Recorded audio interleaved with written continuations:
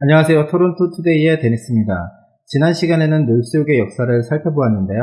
이번 시간에는 놀수욕 개발 역사와 함께 놀수욕 부동산이 어떻게 성장했고 같은 지역에서 집값 차이가 나는 원인을 살펴보는 시간을 가져보도록 하겠습니다.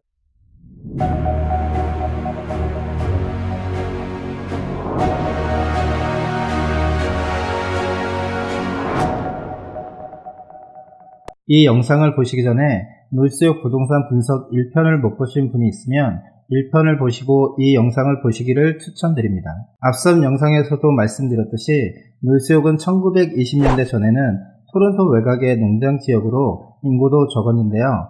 1950년대 초 본격적인 개발이 시작되면서 인구가 증가하기 시작했습니다. 1940년대 말 인구가 4만 5천 명에서 20년 뒤인 1960년대 말에는 45만 명까지 불과 20년 사이에 인구가 40만 명 넘게 증가했는데요. 가장 최근에 있었던 2011년 인구조사에 따르면 놀수욕 인구가 65만 명인 점을 고려해보면 1950년대에서 60년대 사이에 얼마나 많은 발전이 있었는지를 가늠해볼 수 있습니다. 1950년대 놀수욕이 개발하기 시작하면서 이에 따른 도시계획도 함께 진행되었는데요. 도시를 개발할 때는 크게 4구역으로 나눠서 개발을 진행했습니다. 주택지역, 상업지역, 공원지역, 그리고 공장지역으로 지역을 구분해서 개발을 시작했습니다. 놀수욕 연길을 기준으로 더퍼린 서쪽 지역으로는 공장지역을 개발하고 더퍼린과 베더스트 사이는 공원지역을 두었는데요. 지도에서 보면 지로스팍 공원이 대표적인 예입니다. 공장지역과 주거지역 사이에 공원을 조성하는 이유는 공장에서 나오는 각종 오염으로부터 주택지역 오염을 방지하기 위한 차원으로 풀이됩니다. 지로스팍을 지나 베더스트길 동쪽 지역부터 주택지역으로 조성되었는데요. 교통이 지금처럼 발달되지 않은 1950년대에는 공장에서 일하는 근로자들이 가급적 공장과 가까운 지역에 살 수 있도록 이 지역의 주택가격을 낮게 분양하기 위해 땅은 넓지만 주택 사이즈는 작은 번갈로 위주로 분양을 했습니다. 1950년대 놀수욕은 농장지역에서 주택지역으로 개발을 시작한 시기라 주택에서 건축비가 차지하는 비용이 땅값보다 많은 부분을 차지했기에 땅은 넓지만 집은 적은 번갈로를 저렴하게 보급할 수 있었던 시기입니다. 베더스트하고 연길 사이의 지역의 땅 사이즈 전면부는 50피트이고 뒤로는 평균 130피트에 집 사이즈는 1300스퀘어피트의 번갈로가 많은 이유이기도 합니다. 세월이 지나 이 지역은 다른 지역에 비해서 땅값이 높은 편인데요. 그 이유는 대부분의 주택이 3,500스퀘어피트 이상의 새 주택을 짓기에 알맞은 조건을 가진 땅을 가지고 있어서입니다. 영스트릿은 앞선 영상에서도 말씀드렸듯이 처음 개통한 시기가 1796년도로 놀수욕보다 더 깊은 역사를 가지고 있는 길인데요. 역사가 긴 만큼 이후 놀수욕 지역의 상업 중심지로서의 역할을 아직 이어가고 있습니다. 또한 영스트릿은 총 길이가 1869km로 세계에서 제일 긴 도로로 기네스북에 등재되었던 적이 있습니다. 하지만 1998년 영스트릿이란 이름을 하이웨이 11으로 규정지어 지금은 세계에서 두 번째로 긴 고속도로로 기록되고 있습니다.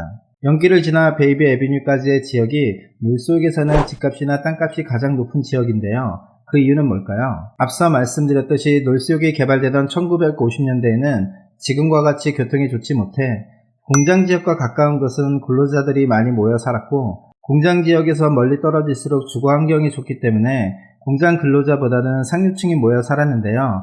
이 시대는 자동차가 막 보급되던 시기라 상류층은 상대적으로 교통의 제약을 받지 않았기 때문에 이 지역을 더 선호했습니다. 주택 사이즈도 같은 시기에 지어졌지만 2층 구조를 가진 단독주택이 많아 번갈로 위주이던 연길 서쪽에 비해 상대적으로 높은 가격을 형성할 수 있었습니다. 근로자 계층이 사는 지역에 비해서 자녀 교육에 더 많은 시간과 노력을 쓸 수 있었기에 이 지역의 학군 또한 다른 지역에 비해 좋았으며 지금까지도 놀수욕에서 학군이 가장 좋다고 인식되어지는 지역 중의 하나입니다. 이러한 이유로 놀수욕 개발 초기부터 영스트릿과 베이비 애비뉴 사이의 지역이 놀수욕의 다른 지역에 비해 좋은 동네로 평가받고 지금까지 그 평가는 이어지고 있습니다. 하지만 최근 들어 베더스트와 연길 사이의 지역이 재건축이 본격적으로 이루어지고 있어서 연길을 사이에 두고 양쪽 지역의 지역 간 격차가 좁혀지고 있으며 실제로 2017년 부동산이 화랑이던 시기에 많은 빌더들이 베더스트와 연길 사이의 땅을 다른 지역에 비해 더 많이 매입했었습니다. 또한 연길 동쪽 지역에 비해 아직 재건축이 되지 않은 집들이 많아서 앞으로의 전망도 밝은 편입니다. 학군 또한 고가주택이 늘어남에 따라 시간이 지난 후에는 좋은 학군으로 변할 수 있는 가능성이 높습니다. 놀수역에서 단독주택을 산다면 크게 두 가지를 선택할 수 있는데요. 재건축이 되지 않은 땅의 가치가 좋은 오래된 집을 사거나 혹은 재건축이 되어 넓고 화려한 집을 사거나 할 수 있습니다. 재건축이 된 집의 경우 3밀리언이 넘는 가격대를 형성하고 있어 쉽게 접근할 수가 없기 때문에 이 지역에 단독주택을 사시는 분들 중 대부분이 땅의 가치가 높은 오래된 집의 구매를 선호하고 있습니다. 실제로 많은 분들이 땅의 가치가 높은 매물을 원하시는데 고객이 일반적으로 생각하는 땅의 가치가 높은 지역과 실제로 높은 지역이 다른 경우가 많습니다. 예를 들어 많은 분들은 연길과 인접한 지역의 땅의 가치가 높다고 생각하는데 실제로는 큰 길을 기준으로 가장 안쪽, 즉 연길과 베이비오 사이라면 두 길의 중간 지점에 해당하는 땅의 가치가 높은데요. 대중교통이 불편한 이러한 지역의 땅값이 다른 지역에 비해 높은 이유는 뭘까요? 다음 시간에는 놀수역에서 땅값이 높은 지역을 같이 찾아보는 시간을 가져보도록 하겠습니다. 지금까지 내용이 도움이 되셨다면 좋아요 부탁드립니다.